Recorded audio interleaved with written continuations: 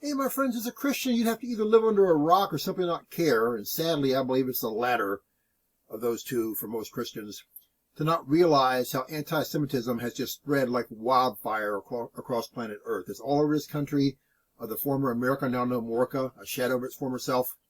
And it's all around the world. And the record, this is what I believe.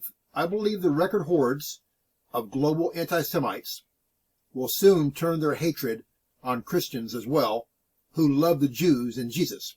So they start by hating the Jews, and then I believe it's going to expand to those who love and support the Jews and the King of the Jews, Jesus Christ himself. I'm convinced of this. Let's go back in history a little bit to 1933. In 1933, 8 years before World War II, the Jews in Germany were already being persecuted in a major way. Anti-Semitism was rampant in Germany, but that was the hub of it in Germany. And they were even interred in concentration camps as early as 1933 to 1938, way before the war began. Hitler was elected chancellor in Germany right before then, by the way. And anti-Semitism was pretty much a German thing. It was in other places as well. It's always been around, but in Germany it was just hammered home. But now it's global everywhere. Nowhere near like that before.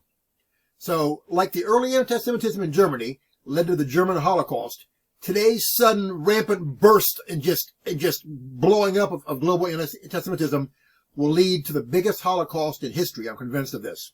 A global Holocaust that will result in every single person, a number that could be in the 50 to 100 million range, that refuses the mark of the beast, they will be hated with anti-Semitism. They'll be turned in. They'll be interred, like in concentration camps or prisons, whatever it is, tortured and beheaded, according to the Bible, which I believe 100%, always have, always will. History is about to repeat itself, my friends, as it's done so many times before. It will be much worse, as has also happened so many times before, simply because evil has always existed and is growing worse and worse by the day and will get worse and worse and culminate in the tribulation as the worst evil in history by far. And the populace of the world can't seem to grasp the old saying that we all know by heart, but many ignore it anyways. In fact, most ignore it anyways. Those who forget history are condemned to repeat it.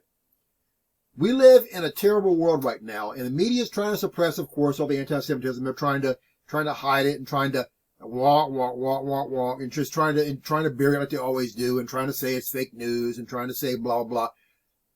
I don't pay any attention to any of the mainstream media. If the mainstream media told me that I was sitting here in my office and talking to all of you on Wednesday night at 10:25 p.m., I would think that I've lost my mind. I'd have to go check myself into a psychiatric hospital to make sure that I'm actually doing what I think that I'm doing.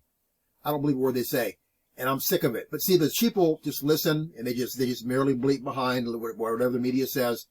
But anti-Semitism is raging, and I believe the few Christians, again, I don't think it's going to impact most Christians, because most Christians I don't think even care about the Jews anymore, and it's sad. But those of us who love the Jews and love Jesus Christ, we're going to be impacted, and especially after the rapture happens, and the Holy Spirit, the restrainer, stops restraining, and then the Antichrist makes his appearance.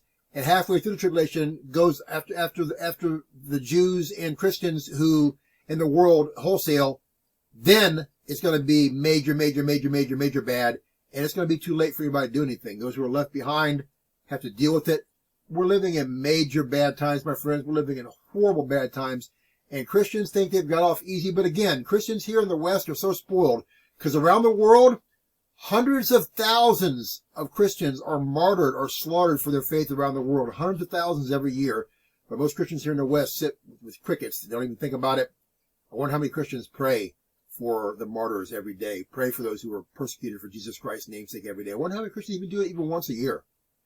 We need to be focused on those who are suffering, focus on the Jews who are being persecuted, and understand our time is coming as well if Jesus tarries. Those who love the Jews and the King of the Jews, Jesus Christ himself. Jesus Christ is our only hope, my friends. The rapture is so close. Get ready and stay ready. If you've never been saved, you're backslidden, pray the prayer.